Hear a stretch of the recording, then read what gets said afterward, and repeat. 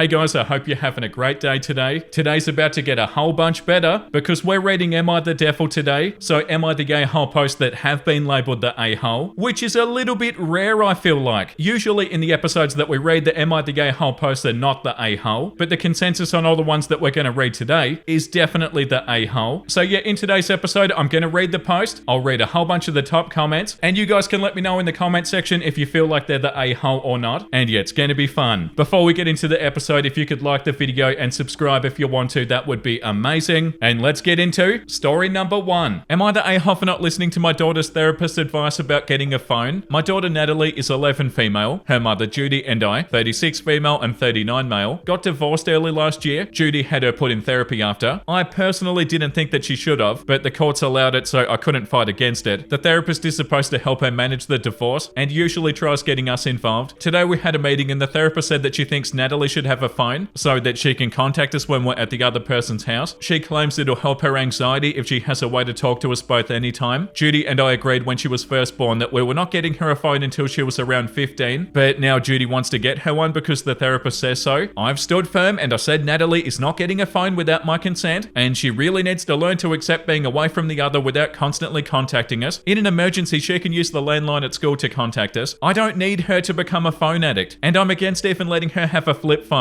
Judy's been fighting me about it and the therapist keeps on saying that I should rethink it. I feel like I'm going insane. I thought it was better to not have your kids on phones at a young age. But am I the a-hole here, or are Judy and the therapist being unreasonable? The second top comment says the therapist is the only person in this group who's solely looking out for the child's best interest. If this is what is recommended by the child and therapist, then this is the right thing to do. Is there a reason you don't want your child to be able to contact their mother during your custody time? You would be the a-hole for blocking this. And the top comment says you the a-hole. I have no idea why your marriage didn't work. None, zip, zilch. A mobile phone can be used outside of the home. Natalie can use it to call, not you, her mum in a situation that makes her uncomfortable, for an emergency, or heaven flippin' forbid during a school lockdown. Mobile phones are here to stay, you know. Don't come back here whining about why your kid wants nothing to do with you in a couple of years when the courts listen to her. The other top comment says you the a-hole. My kid went between homes too. We personally decided to get her a buttons phone, i.e. an old school Nokia. It only had calls and texts on it. She was able to text or call either of us when she needed to. When she started secondary school is when I got her a smartphone, as she did need it then. Your comment about independence crap is horrible. Your daughter is clearly in therapy because of you. You're a massive a-hole. Do you even like your kid? And the comment that they're referencing from OP is this one, where OP said, I feel like giving her a phone will enable her to be clingy towards us. I know that she'll want to message us 24/7 and I want her to be independent, but she can't if she's got a constant lifeline to us both at all times. And the comment below that said, so you don't want her to think that she can count on you if things get bad? And the comment below that one says you the a-hole. Your child's obviously told the therapist that she misses her mum when she's with you. That's normal and reasonable, and she should be able to have contact with both parents every day. She does not need to learn to accept that because you and your ex can't get along, that she doesn't get to speak to both parents every day. And she doesn't need a smartphone, you're right. But there's no reason that she shouldn't have a dumb phone, which you can designate a space outside of her room for her to leave it to charge, so like it's not keeping her up past bedtime. But don't worry, I'm sure that she won't bother you when she's at her mum's, because you've made it clear that having a close relationship with her is not a priority for you, and that you don't miss her when she's not around. I also bet that I can guess why you're against her going to therapy, that she clearly needs. Let me know what you think in the comments, everybody. And moving on to post number 2. Am I the a-hole for having my daughter watch over her brothers at the mall? I'm 45 female, a mum to 4 kiddos, JC 21 female, Kylie 16 female, James 8 male, and Jordan 6 male. Kylie, James, and Jordan are the kids involved in this. Kylie and I had originally planned a mummy-daughter day at the mall, and my husband was going to take James and Jordan to his work for the day. However, once James and Jordan realized that we were going to go to the mall, they begged to come and they no longer wanted to go with their dad to his work. There was no convincing them, so I agreed, and Kylie was upset because it was supposed to be just us two. We got to the mall and I wanted to go to Bath and Body Works, but James and Jordan wanted to go to the arcade and toy stores. I asked Kylie to take them there so that I could go by myself to Bath and Body Works. None of my kids can really go in there because they all get migraines from the smells. She tried to argue out of it, but I threatened to take them all home and I'll tell her brothers that it was because of her. She reluctantly agreed and I gave them cash to split. I have to admit, I think I got much more done bringing them all there and having Kylie watch them than I would had I've only brought Kylie and went around with her the whole day. I ended up shopping at a few stores and scored some pretty good after Christmas deals. We met up again and Kylie was upset because apparently she wasn't allowed to go into the stores that she wanted to because her brothers were too loud and she didn't want to get kicked out. I was already ready to go, and I didn't want to stay any longer, so I told her we would come back another time. She was upset and she wouldn't speak to me the whole way home. When we got home, she told me that she wanted the day to be just us, and that she didn't have any fun. I told her that life doesn't always go as planned, and I told her I felt the same as a parent going shopping before she matured. She's still upset with me, and she thinks that I purposely sabotaged our mummy-daughter day. My husband said that I was an a-hole, but otherwise won't get involved. Was I the a-hole? The top comment says, you already know. You the a-hole. The second top comment says, this has to be rage bait. You the a-hole. Your kid wanted to spend the day with you shopping, and instead she got stuck babysitting bratty brothers, while you got to swan about having a little you time. She's 16, and if this is indicative of your usual behavior, I wouldn't count on her asking for mummy and me time again. You're selfish and your boys are spoiled. And the comment below that too, I'll tell her brothers it was because of her. Ew. You the a-hole to infinity. The comment below that one says, you the a-hole. You decided that it'd be better to give in to your sons and let them get their way while crapping on your daughter's wants. Then you try and turn it around to make your daughter sound ungrateful that she didn't get the day that you promised her. You really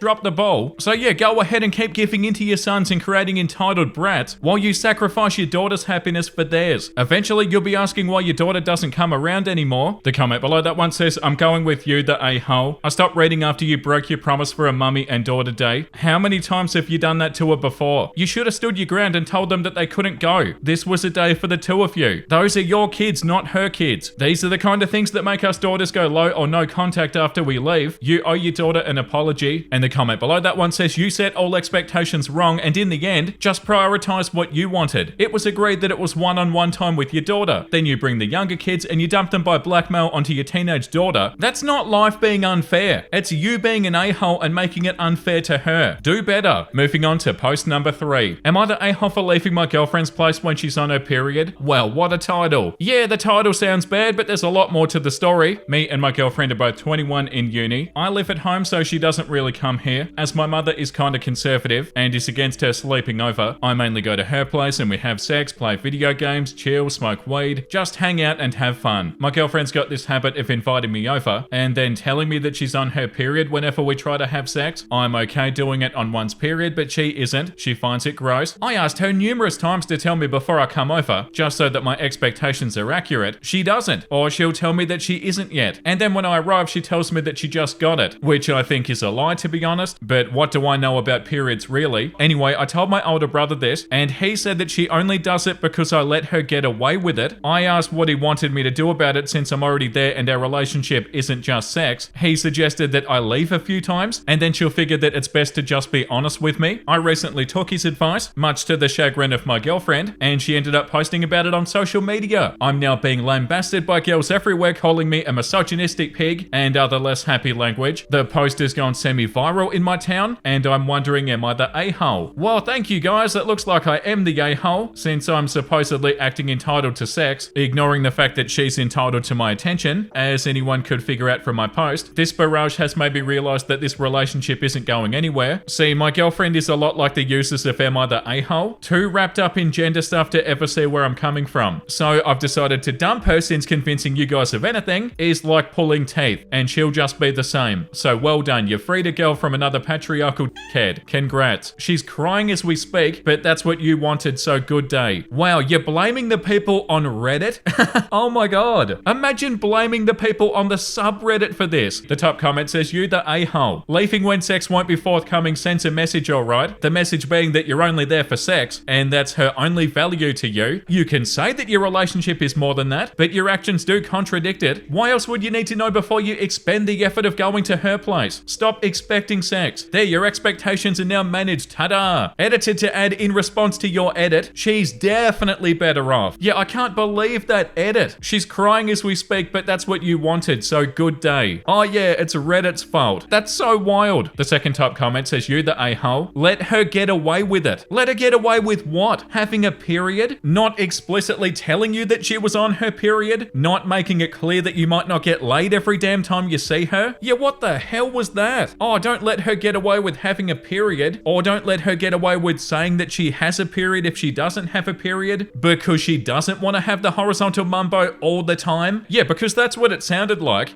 she was pretending to have periods so that they wouldn't have the horizontal mumbo. But that says a lot more about the boyfriend than it does about her. Like, if the only way for him to drop it is for her to say that she's on her period. That's terrible. The third top comment says, you the a-hole. You said girlfriend, not blow up doll. Okay, moving on to post number 4. Am I the a-hole for trying to get a co-worker fired for having a service dog? Last summer, my employer hired somebody new. On her second day, she shows up with a dog, telling everybody on our shift it's her service dog. I personally don't like dogs at all, and honestly, this girl doesn't even look like she's sick or disabled. Our manager told us that he told her that she could bring it in, but he didn't bother asking our shift for our approval, so we all feel blindsided, and I told him that none of us are going to work with her or train her, and there will be problems if he lets her keep bringing the dog. The dog was huge, looked like a police dog, not even the right breed for a quote-unquote service dog, and it mainly just laid under her desk the whole time. She told another employee that she's got him for PTSD, and said that she has heart problems. She seems like she's only maybe 25 or so, and doesn't seem like she did any military service, and I personally think that she's lying about everything, and just not all there in the head. Working with somebody like that worries us. Most of our shift and night shift wrote emails to our manager saying that we didn't want the dog here, and we had concerns working with somebody like her, but he wouldn't listen to us and said the dog has a right to be here. He likes dogs, so of course he doesn't care. None of us on that shift want to be around a nasty dog all day, so we made several complaints to his boss and to HR, and she went on leave for a good month before coming back without the dog. Manager moved her to another shift, and I'm skeptical if it was even a real service dog at all, if she can come back without it. Plus, she didn't even have it on the first day she worked with us. However, just a few days ago, she showed up with it again. The other shift doesn't seem to care, but sometimes there's overlap once or twice a month where she could be on our shift, and I do not want to work with a dog or a brain damaged girl. Oh, this is terrible. We immediately complained again about it being there, and she said that her accommodation to have the dog was approved by HR, and says that she wouldn't need it with her all the time, but just on some days when she was in bad shape, whatever that means. I think she's faking it. She does not look sick at all. This is so bad. No matter what we do, management is not on our side. Even though our manager's boss agrees with us, HR doesn't and seems to be on her side, which is really infuriating. Our shift threatened that we'd have to quit if she was allowed to keep the dog with her at work, and we've expressed that we refuse to work with her because of it, and told HR that we've got people in here with dog phobias or allergies, and basically anything we could come up with to get rid of her, but they don't care. Anything that we could come up with. As in, you're just making up crap to try and get rid of her. How could you think that you're not in the wrong? Am I the a-hole for wanting her removed? Nobody except a couple of people on her new shift even like her, and we don't want to have to work in the same place as the dog. How do you know that they don't like her? Of course you're the a-hole. And oh, well, she doesn't look disabled. She must be faking it. Has absolutely no idea. That was a terrible post. The top comment says, you the a-hole. This girl doesn't even seem like she's sick or disabled. Not every disability is visually obvious. He didn't even bother asking our shift for our approval about it. Yeah, probably because it's none of your business. I told him that none of us are going to work with her or train her. If it's within your job description to do so, that's a great way to get yourself fired. And it mainly just laid under the desk the whole time. And the issue is, yeah, how's that a problem? Doesn't even seem like she did any military service. PTSD is not military exclusive. There's so much more in your post to dissect, but I think I'm done telling you just how big of an a-hole you're being. You are incredibly ignorant and rude. Not only that, your employer is most likely obligated to allow the dog, or else face a discrimination lawsuit. Yeah, there were so many bad aspects to this post. The second top comment says, you the a-hole. There are many invisible illnesses that require a service dog. PTSD, epilepsy. Also, PTSD is post-traumatic stress disorder, and it's not exclusive to being in the military at all. You are so certain of your entitlement to your dislike and view of the world, you assume that she's lying. Get over yourself. Yeah, in the comment below that one, you the a-hole to such an extreme extent that I'm having trouble believing that you're not a troll. Seriously, what's wrong with you? The comment below that one says, you the a-hole, and an ableist, and judgmental, and a know-it-all, and an all-around jerk. And the one below that one, yeah, you the a-hole. You said the dog was only laying under her desk the whole time. Why do you even care? I also hate dogs, but if it's a service dog, they legally must allow it. In addition, brain damaged girl? What the hell's wrong with you? Just the way that you phrased this whole thing. Yeah, that was so bad. And moving on to post number 5. Am I the a-hole for telling my wife that nobody likes her gifts and she should stop giving them? Wow, okay. My 25 male wife, 25 female is a gift giver. She loves to give gifts and she usually puts a lot of thought into them, and I made her feel like crap about something that she loves. We've got a group of friends that we get together with for Christmas and Secret Santa every year for the past 5 years. Each year she would buy a gift for her Secret Santa and also put together a small gift for all of our friends. At first, since we were the ones hosting, I thought it was just a small party favor, but she does this every year even when we aren't hosting. They usually consist of some chocolates, some writing utensils, some some hand soap, a candle, or hand sanitizer from Bath & Body Works. Since most of the people in our group are guys, they don't use most of what she gives. How do you know, dude?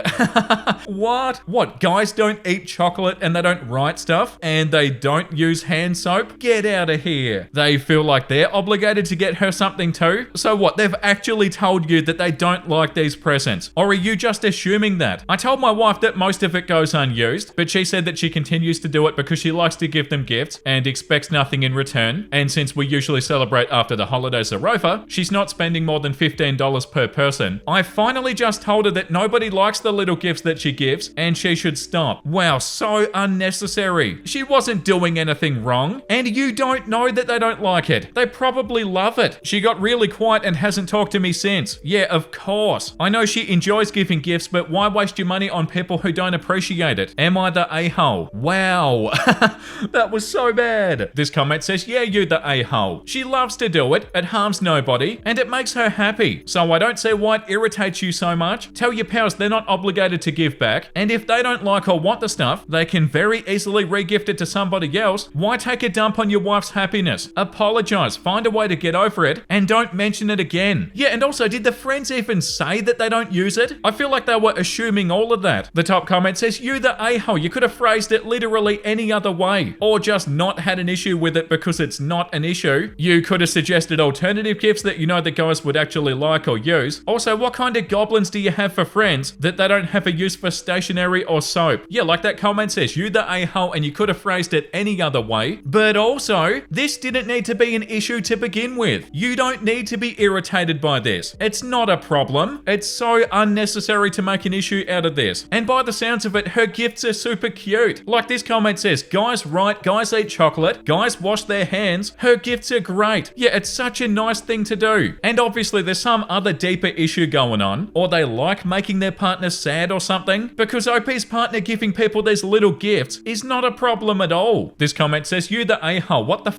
dude? You might have tried directing her towards things that they would get more use out of, but seriously, they don't use hand soap and eat chocolate? Are you just projecting your insecurities here? Like, who cares that your wife likes to make small gifts for people? And who cares if they don't use it? They can re-gift it, or they can tell her themselves that they don't want gifts. Yeah, for sure, and I bet you they like them. I feel like they would really appreciate them. Like, I really doubt somehow that all the friends got together and told OP, oh hey, we don't like your wife's presents. Can you make her stop giving us presents? We don't use them. I just doubt that that even happened. They probably like them. And even if they didn't, I'm pretty sure they're not going to care that much anyway. And it was so unnecessary to make an issue out of this. Okay, moving on to story number 6. Am I the a-hole 24 male for telling my sister 27 female not to order dessert? I went out to eat with my sister Maggie yesterday. We live a few hours away from each other, so we spend time together sparingly. We went to Olive Garden since it was nearby, and I figured lunch would be a smaller affair since Maggie had breakfast a couple of hours ago. We have our lunch and we're having a good time when she says that she wants dessert. I told her that she shouldn't get dessert because we just had lunch and she doesn't need to have dessert on top of her lunch. She's always been insecure of her body but still gets dessert, which makes it worse. So I tried to bring that up, but she ignored me and ordered anyway. I'll admit I was kind of annoyed after that, and after we left we argued about it. Maggie told me to back off about her eating habits, but I told her that she's making herself feel worse about her body by eating so much. I feel depressed if I eat more than one meal a day. I don't know how she can eat multiple meals a day and still has the audacity to complain about her body. Oh my god, OP, how did you not see what you just said? I feel depressed if I eat more than one meal a day. Hey, I bet that your sister doesn't feel the same. Wow, OP. I don't know how she can eat multiple meals a day and still has the audacity to complain about her body. We argued more and eventually she left, and now she won't speak to me. I'm starting to feel bad for what I said because it obviously hurt Maggie, but at the same time, I didn't think I was saying anything wrong. Who was the a-hole here? Oh my god, the stories today. The top comment says, you the a-hole and you have an eating disorder. It is not normal to feel depressed if you eat more than one meal a day. Athletes often eat 5 meals a day. I eat 4 meals a day, or I start to lose weight and I'm trying to gain a little bit more muscle at the moment. I'm a woman too. You are not properly fueling your body and definitely not fueling your mind with those thoughts. You may think that she has disordered thoughts on food and that she needs to change her thinking. Well, you do too. You're on opposite sides of bad. The second top comment says, I feel depressed if I eat more than one meal a day. You need to see a professional sooner rather than later. That's neither normal nor healthy, and it can cause some serious serious health problems long term? Do you ever want the possibility of having kids, for example? Also, yeah, you the a-hole, but you sound like you've got a serious eating disorder, so you might be excused. Again, see a professional tomorrow, if not today. The comment below that says, you the a-hole. There is no universe where it's appropriate to tell another adult what they should and should not eat. You owe her an apology and a sincere promise to keep your mouth shut regarding what other people eat. Yeah, 1,000,000%. Do not tell other people how to live their life, OP. Like, full stop. Unless somebody is specifically asking you for advice, don't tell them how to live their life. And all of this unhealthy guilt around food, so unbelievably unhealthy. The comment below that one says, you the a-hole. Telling her not to get dessert one time isn't going to fix her problems with food, assuming that she does have any. It's only going to make her feel bad and guilty in the moment. And guilt around food only tends to make those problems worse in the long run. Also, you seem to have a really unhealthy attitude around food yourself. Having multiple meals a day is a perfectly normal thing to do. I understand some people like doing one big meal a day. I do myself sometimes, but it's not standard and it's not the right way. Yeah, for sure. It wasn't so much about the one meal a day, but more about the bit where they said, I feel depressed if I eat more than one meal a day. Like, hey, that's not a good sign. But yeah, it's not right to project how you feel about something like this onto other people and try to police them and tell them what they should eat and what they shouldn't eat. Like, that's none of your business. This comment says, you the a-hole. You don't tell people what to eat or when. She's right. You do need to back off on her eating habits. You're definitely the a-hole, not her. Next time, keep your opinions to yourself. Okay, moving on to post number 7. Am I the a-hole? Boyfriend pays for his married daughter's bills. I have this relationship with this 50-year-old man, I'm 41, who's through the final stages of finalizing his divorce. We've been dating for a year, but until today, I have not met his 28-year-old only daughter. She's been married for 4 years now, and she has a 1-year-old boy. It's still uncertain as to why she hasn't visited or responds to my boyfriend's texts or anybody on his side of the family. He believes it's because he wants to sell the house he still owns with his ex. My boyfriend's daughter, her husband, and their son, and my boyfriend's ex still live in that house. They were given the option to buy him out, but they all want the house to be sold to them for what it was worth back in 2013. My boyfriend, he just wants a fresh start. So last year, back in November, my boyfriend and I were supposed to travel along with another couple to Cancun. My boyfriend does not have the flexibility and the hours to take vacations, as us three have. He asked to postpone the trip to March, and so we agreed. A few days ago, while attempting to schedule the trip, he told me that he was not ready financially, and time-wise, he couldn't make the month of March either. I was upset, but I didn't say anything. So about 1 or 2 days after this, he confessed how much he misses his daughter and grandson, and continued to tell me that he can't believe how she takes up to 1 week to answer his texts. We continued the conversation, but changed the subject a little bit, and he told me that he still pays for his ex's car insurance, which is understandable, especially since divorce is not finalized, and for their daughters. I was livid. I was like, who? Your daughter that's married? I was being sarcastic as they only have her. I asked why, and he said because that's her daughter, and he was going to continue helping her. He continued saying that he only pays $100 a month for her insurance, and he spends that and more every time him and I go out to eat. My boyfriend and I, we never talk about money and where our money goes, but I've got a career where I make my own money, and just about 5 months ago, I bought a condo without anybody's help. So no, I'm not after his money. We do not live together. He lives with his parents, but he does buy groceries for my house here and there, but doesn't pay for any of my bills and never gives me cash, nor do I expect it. He continued saying that he could not believe how I was talking about his daughter, and I responded that I could not believe either, that after how she treats him, that he's doing this. So what about her good-for-nothing husband? Is this the reason why we're not traveling in March? After my friends and I bend backwards to accommodate him, he continued saying that he confides in me his issues so that I can listen but not judge. So am I the a-hole? I was, and I'm still livid. The top comment says, you the a-hole. It's quite frankly none of your business what he does with his money. You're his girlfriend, not his we combine our incomes wife. You're basically judging him for not blowing off the financial support that he gives to his daughter to instead go on vacation with you, which is absolutely mental. Go without him. Offer to pay part of his vacation. Communicate about a budget plan so that you can plan your vacation together. All of these are options you could have gone for, but instead you decided that you have the right to be livid at him for spending his own money on something that he decides is worth it for him. You need to take several steps back and look at how you're behaving. This comment says you're livid over an expense of his that has absolutely no impact on you whatsoever. Huh? If you don't like it, that's fine, but it's none of your business, and if you don't like the choices he makes, you're free to walk away. The comment below that one says you the a-hole. There's nothing wrong or weird about a father paying for a bill for his daughter, especially being that they had or have a shared household. This one bill is a non-issue in your failed Cancun trip. Your anger is misdirected. Okay, moving on to post number 8. Am I the a-hole for telling my new co-worker co-worker it was misleading of him to be wearing his wedding band when he's a widower. Hi, a couple of weeks ago we had a new employee hired at the company. He's a good guy and a widower named James, 36. And to my knowledge, his late wife passed away 8 months ago. Me, female 32, and the other co-workers got along well with him. However, I noticed that he's still wearing his wedding band on his finger. It kinda confused me a bit and I couldn't help but bring it up with him while on lunch break. Okay, you've lost me already. Why would you need to bring this up? We talked and I pointed out that he was being misleading by still wearing his wedding band when he's a widower. He looked quite bothered by what I said. Yeah, of course, but I tried to explain that I think that he was giving people the wrong idea or impression about his relationship status since he's technically single and on his own right now. I don't want to sound cruel, but I'm speaking from a technical angle. James said that he didn't give it much thought, meaning that he doesn't care what people think, and that even if he wasn't wearing his wedding band and some woman approached him, he'd still turn them down since he's obviously not interested. For some reason, things got awkward. What do you mean for some reason?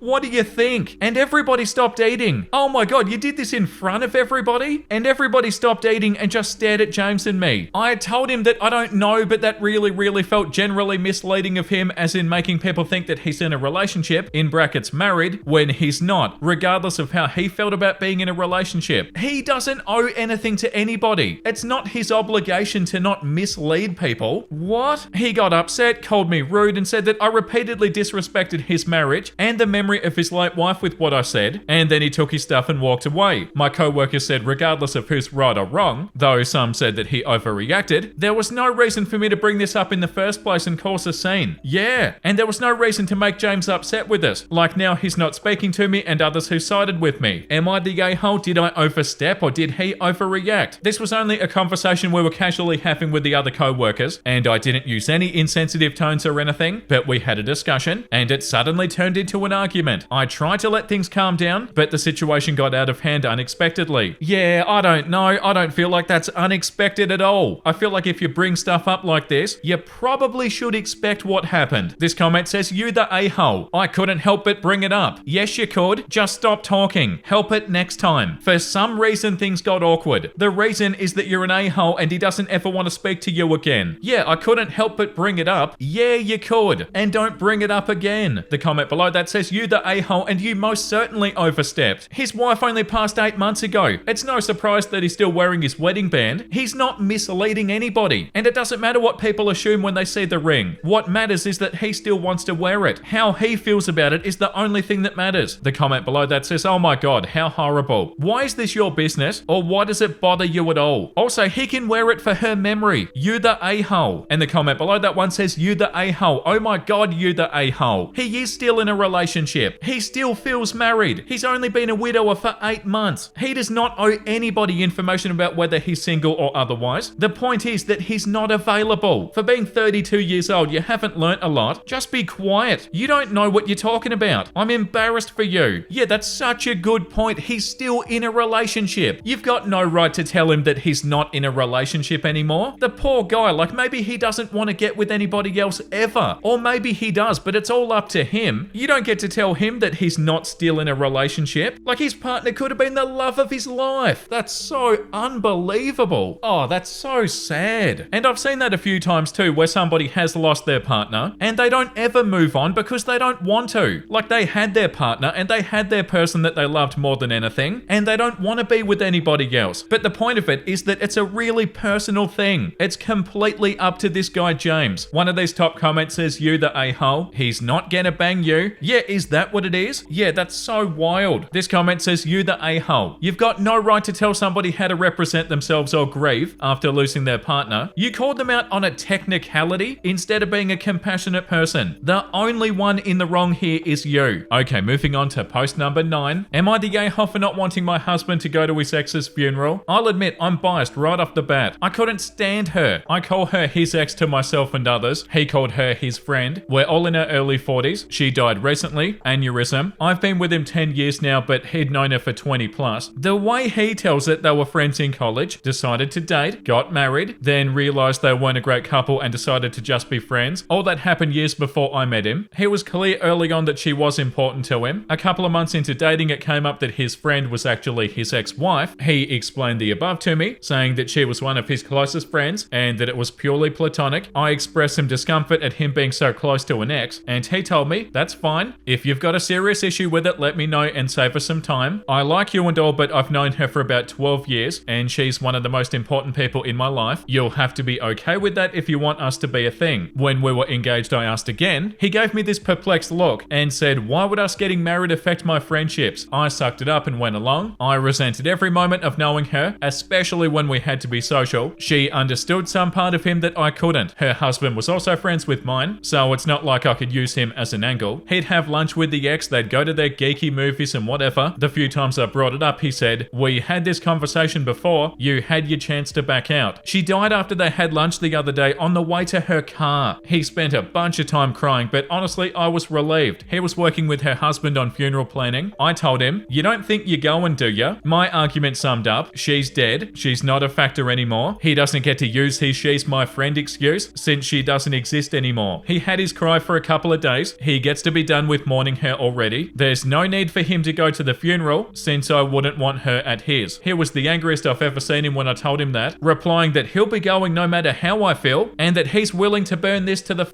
ground while holding up his wedding band. Besides you, she was the closest friend in my life. Him, her husband, and my sisters are calling me an insensitive a-hole over this, all saying that there was no romantic aspect to their relationship and that I'm heartless. Her husband went so far as calling me a ghoul for how I've reacted. I never felt that their relationship was appropriate, and I hid that for years because I wanted to be with my husband. Now that she's gone, I don't feel I should have to hide it anymore, and I can speak freely. Am I the a-hole for wanting to be done with her, and for him to not attend the funeral? This comment says, if this is real, huge you the a-hole. Not because you didn't like her, you're the a-hole because he's grieving the loss of somebody important to him, and you're trying to invalidate his feelings. This comment says, you the a-hole. Congrats on your impending divorce. The top comment says, you the a-hole. When he divorces you, he probably won't have to explain his friendship with you to the next woman, because seriously, who'd want to stay friends with a woman who treated you like this? This comment says, she died after they had lunch the other day on the way to her car. He spent a bunch of time crying, but honestly, I was relieved. So one of his closest friends dies pretty much right in front of him, which is probably highly traumatic. And your response? About time. Jeez, lady, you the a-hole. This comment says, if she doesn't exist anymore, why are you still so jealous of her? He can't even leave you for her now, so I think it's time you got past it. You the a-hole, you can speak freely, and he can leave after finding out how heartless you are. Fair enough. Okay, moving on to post number 10. Am I the a-hole for serving a pregnant woman a non-alcoholic cocktail? I've waited tables for the last 3 years. During my shift last night, a group of 4 women in their late 20s came in. They were a pleasure to have as customers. They ordered 4 of our house cocktails to start with, and then they went over the menu for their entrees. When I was on my way back to their booth with the drinks on a tray, I walked by the backside and I overheard one of them talking about how she was 14 weeks along. When I rounded back, they were talking about the same topic, and it was clear to me that she was pregnant. I figured her having one drink wasn't a big deal. They ordered their entrees and I went off to handle other tables. About 5 minutes later, they called me over again and asked me for another round. At this point, I started getting concerned, but I took the order and cheerfully said that I'd be right back. This time I went to the bartender and I asked him to make one of them a virgin cocktail. He was confused, but since he's a good friend of mine, I told him to trust me. A few cocktails after, hers strictly virgin, they started getting rowdy, and Mrs. Pregnant Woman was also getting into it. I figured that since she didn't notice, things were okay. The problem came when I took them their check, and they asked to split the bills at the register. When Mrs. Pregnant Woman got to the counter, I saw her cocktails were marked with virgin. My bartender had edited each item in the system for inventory. It was too late for me to edit them back, so I just had her pay, hoping that she wouldn't look at the receipt. They all thanked me and they left, leaving a generous tip in the process. They were talking in the parking lot for the next short while, presumably waiting for an Uber. Several minutes later, Mrs. Pregnant Woman came back and asked me what virgin on the receipt meant. I fessed up that it meant non-alcoholic. She blank stared me for a few seconds and then asked me if she had ordered a non-alcoholic cocktail. I said no, but I told her that I assumed she wanted one, seeing as she was pregnant. It was a lame lie, and I'll admit it, but she looked me in the eye and asked me to return her part of the tip. I did so. Then she talked to my manager. My manager took me into her office and literally shrieked at me until hoarse. I stood my ground and I told her that I'm not going to be responsible for fetal alcohol syndrome. She told me that she was taking me off the calendar until she decided what to do with me. She also informed me that I could get the restaurant in serious trouble for discrimination, and upon examination of my state's laws, she's correct. But when I talked to my mum and father about it tonight, they told me that they understood my position. The entire staff of the restaurant are against me, and I think that I'm going to call in and tell my manager that I quit, but I still feel in the right here. I would like some perspective on this, and if I'm the a-hole here. This comment says, you the a-hole. Unless you saw the woman pee on a pregnancy test, you had no way of knowing for sure that she was pregnant. She could have been talking about somebody else, or a past pregnancy, or she could be planning to terminate the pregnancy. That was not your call to make. Yeah, it seems like OP's heart was in the right place, but it wasn't their place to do this, and they probably should have told their manager about it or something. Yeah, it seems like they had good intentions, but they didn't handle the situation the best. This comment says, you the a-hole. If you don't want to serve her, don't serve her, but don't try to trick her for her own good. You would not be the a-hole if you told her what you heard and said that you didn't feel comfortable serving her alcohol. You also could have cut them off once you saw that they were intoxicated. That would be actually living up to your convictions and dealing with the consequences. And below that one too, also you were expecting to charge her for alcohol that you didn't serve her, which is theft on top of deception. I get why you were uncomfortable, and she may be making poor life choices, but you don't get to take her choices from her. You get to make your own. Yeah, I really hope they weren't actually pregnant, because also, like the comments say, OP doesn't know for sure that they're actually pregnant. And yeah, of course, if they are pregnant, then you're not going to be comfortable serving them alcohol. Like, yeah, that side of it is super understandable, of course. And I really hope that she wasn't actually pregnant. I'd like to think that if she was pregnant, that one of her friends would have stopped her from drinking. But yeah, that's going off the assumption that they are actually pregnant. But yeah, tricking the person and giving them something that they didn't order, that's where OP went wrong. And then if they said they were pregnant, OP could say that they're not comfortable serving them alcohol, or yeah, talk to their manager about it or something. Yeah, it's a hard one though, because OP obviously had good intentions. That's pretty much what all the comments are saying too. Like, your heart was in the right place, but you didn't handle it the best, and you also made a lot of assumptions about them being pregnant without actually knowing if they're pregnant. Let me know what you guys think. Moving on to story 11. Am I the a-hole for telling a member of our friend group that she's a brat? I've got a group of lady friends who plan regular get-togethers. Most of us are connected through Carla, not her real name, who is our unofficial matriarch. She plans the events, they're usually at her house, and when we do trips out of town, she pays for the Airbnb on her card, and we pay her our portion. The most recent upcoming trip was an indoor pool. We go to these parties and pretty much let loose. There's drinking and shenanigans. We're silly AF. To be clear, we're old ladies. Most of us are mums and about half of us are grandmas. Carla asked how the group would feel if her grandbabies came for a swim in the morning. We established some guidelines, like not just Carla's grandkids could be invited, but only toddlers can come for the swim, and they had to be brought by a female or female presenting. This is a ladies' weekend after all. There would be a strict time frame, and we didn't plan on curtailing our behavior. Curtail? Sorry, I've never heard that. So yeah, fair warning, I guess. The group was divided, some feeling like they'd feel stifled, and it would change the whole vibe. Others feeling like a morning tide would not interfere with the craziness, and it would be fun. I suggested that we do a vote. Majority rules. Here's where I might be the a-hole. When the verdict was in, one person, we'll call her Jen, said that she was out. She didn't want to come because the vote didn't go her way. I told her that she was being a spoiled brat, and that she was having a childish petty tantrum just because she wasn't getting her way. It doesn't really sound like they're being a brat or having a tantrum. Jen told me that she didn't want to pay for something when she didn't agree with the way things went, and that I should respect her boundaries. This is the first time that Jen has said or done something sideways, but it is the first time I called her out. So I'm wondering if I'm the one being petty. So Reddit, am I the a-hole? This comment says, you the a-hole. Jen didn't back out because she's a spoiled brat who didn't get her way. She backed out because she wouldn't enjoy this particular get-together. If anybody's a brat having a tantrum, it's you. You're the one insulting her and causing drama because she doesn't want to do what you want. If you're such an old lady, then start acting like an adult. The comment above that says, you the a-hole. You guys decided to involve kids in a ladies' weekend. That's not what she signed up for, so she's out. That's totally fine. She's allowed to change her mind since you guys changed plans. Yeah, I'm not really understanding where this tantrum was. Like, what tantrum? Like, the plans are different now and she didn't want to come. That's reasonable. The top comment says, you the a-hole. You're bringing a really weird energy to this. Jen does not want to attend an event with children. She bowed out. Why would this be an occasion for name calling? It just doesn't make any sense. These are girls' weekends, not hostage situations. Yeah, like, there's no reason for name calling here. Oh, you're an entitled brat who's having a tantrum because you're not getting what you want. No, that's not what's going on by the sounds of it. Yeah, that's a weird one. Okay, moving on to post number 12. Would I be the a-hole, or the butt face, if I made my wife pay for gas out of her personal funds? Disclaimer, I know this sounds minor and petty, but my wife and I have not been able to come to a consensus, so I decided to ask the internet. The situation. The last time my wife put gas in her car, she chose the wrong option. Premium rather than 10% ethanol. She said that she was frazzled that day, had multiple things go wrong at the gas station, and when it came time to select which pump, she fell back on muscle memory and hit the wrong button. She learned to drive on a car that only only took non-ethanol gas, so apparently that's the default in her mind. As a result, the bill was $50 instead of $45. My wife and I have joint finances for joint expenses and personal accounts for everything else. Gas money normally comes out of my joint account, regardless of whose car we're driving, but I've been very clear that this is only for the cheaper 10%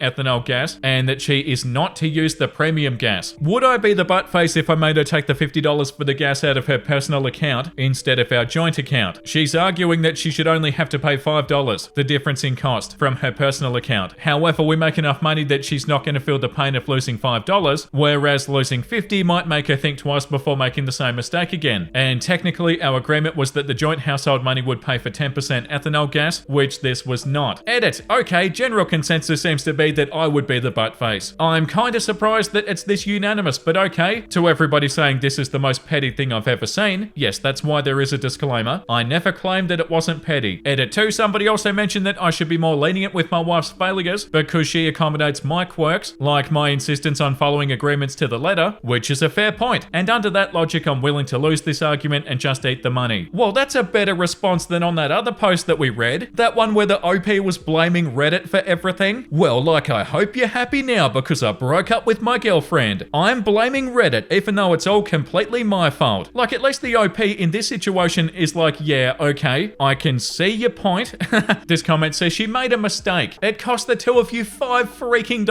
Do you never make mistakes? Who are you to be her enforcer? Why are you the one to make the rules? Leave her alone. You the buttface. This comment says you the buttface to a cartoonish degree. The comment below that says cartoon villain vibes. Yeah, I don't know, OP, I don't feel like you should be surprised that this is unanimous. You know, like, I feel like you're pretty obviously in the wrong here, and very petty, and very unnecessary, and I'm gonna start marital issues over, what was it, $5? Like, come on. Yeah, this is cartoonish. And moving on to post number 12. I think it's post number 12 anyway. I'm starting to lose count. Am I the a-hole for joking about my son? Okay, I'm scared. I, 36 female, have got a son, Tim, 3 male. I love him, but he's a pain in the ass sometimes. I know toddlers are supposed to be obnoxious, but it doesn't not piss me off. I blow off steam by making jokes, which helps me not blow up. Whoa, okay. Typically when Tim makes me angry, I'll look at him and say, I should have swallowed you. Oh my God, what? It's jokingly, and I don't mean it, of course, but it helps me chill out so I don't yell. What? Get me out of here. What am I reading? Obviously, Tim has no idea what I mean, but my hubby, 36 male, says that I shouldn't be saying it because one day he'll figure out what it means, and he'll be upset knowing that I said I wish I never had him. The thing is, though, he's not going to remember any of it by the time he grows up. It's the main point of arguments between us lately, so I want to know, am I the a-hole? Oh my God. Stop doing that immediately. And also, what do you mean you do it so you don't start yelling? Get it together. This comment says you the a-hole. You make disgusting jokes like that to a toddler? You chose to have a kid. It's understandable to be frustrated sometimes, but making sexual jokes to a toddler to cope is wild. The comment below that says you the a-hole. He will remember. I remember when I was about that age, my mum called me a brat. I didn't know what that meant, and I thought she meant barrette, like a hair barrette. It wasn't until I was older that I learnt what a brat was, that I remembered her calling me that. He may not understand what you mean now, but he can recall when he's older. Yeah, and if he does remember this, how terrible. I should have swallowed you. Oh my God. Imagine having that as a memory of something that your mum said to you. That's so wild. And not even to mention the bit where, like, oh, it stops me from what, yelling? It helps me chill out so I don't yell. I blow off steam by making jokes, which helps me not blow up. Hey, figure out a better way to deal with how you're feeling. That is so wild. The comment below that one says you the a-hole. I blow off steam by making jokes at his expense is about as good of a spin as you can put on. I have trouble regulating my emotions, and so I verbally abuse my toddler, and yet it still sucks. You say he won't remember, but the problem is you've formed a bad habit that'll continue for the course of his lifetime, and he'll definitely remember that. The time to find a new healthier way to blow off steam is now. Yeah, that's exactly right. Find a healthier way to blow off steam, because otherwise this is something that you're going to keep on doing over and over again. And the comment below that too, you the a-hole, this is disgusting. Please find some other way to regulate your emotions other than jokingly verbally abusing your son and exposing your toddler to innuendos about your sex life. Yeah, 100%. Okay, moving on to post number 13. Am I the gay hole for asking my aunt to kick her daughter out? I, 35, was born out of wedlock. My mother tracked my father down and dropped me at his doorstep when I was 15 and never returned. My father rejected me, so his stepsister took me in and raised me. She also has a daughter, Kate, 30. I was a difficult child and I got pregnant at 16, but better now. Kate got married 2 years ago. She got pregnant after. When her baby was 4 months old, my aunt insisted that she and her husband move in with us so that she can help with the baby, as both of them have very demanding jobs. I also got married a year ago to my baby daddy and I got pregnant. I and my husband are struggling financially as we're both unemployed, so I asked my aunt if I can move back in with my first son so that she can assist me, which she agreed. I had my baby a month ago, but still with my aunt because she pays for everything and first son school fees and wants my husband's finances to improve before we leave. The problem is that Kate doesn't do anything at home, and Kate is the aunt's daughter. She works at home from 7:30 a.m. to 6 p.m. Her husband also works long hours. Kate wakes up, brings her son to my aunt and locks herself up until 1. She gets an hour break, plays with her son, eats lunch, video calls her husband and goes back to work. She only cooks dinner and only for herself, her son and her husband, as she doesn't eat with us. My aunt either makes breakfast and lunch or I cook, then she goes to serve Kate in her home office. My aunt practically does everything for her in terms of childcare and chores. Her husband pays for all the bills of the house. The house is for my aunt, so no mortgage. I can cook, and before I get to eat, my aunt will serve Kate first. Everything, it's Kate and her son first. 2 days ago, I saw her in the kitchen making dinner for her husband. I told her that she's a married woman and should buy her own groceries rather than use what I purchased. She told me that she gives my aunt $3,000 every month, which is not including money for bills that her husband pays because she doesn't have time to go shopping herself. I told her aunt said that money is for taking care of her son. She told her that she isn't paying her mum to take care of her son, but gives her extra money if she needs it to take care of herself and the home. Perhaps before bringing her son to her mum each morning, she leaves $20 or $30 in his backpack. She also always prepares dinner after 7 p.m. when we've already had dinner and resting. Her husband gets home around 7:30 p.m. They like to cook, sit and eat together, chat and laugh. And I've even caught them making out in the kitchen after 8 p.m. My aunt goes to bed at 6:30 p.m. I complained to my aunt and I told her that Kate's son is now 1 year old, so when are they leaving? But she said Kate's pregnant again and she'd like them to stay for as long as she can get them to. I feel I do all the work and Kate does nothing yet eats and snacks freely and makes noise when we're supposed to be resting. Am I the gay hoe for asking Kate to leave? The top comment says, in what alternate reality are your actions justified? To be clear, you're a 35-year-old unemployed non-contributing leech on your aunt's life and now you're asking her to kick out her own daughter in favor of you? What the f?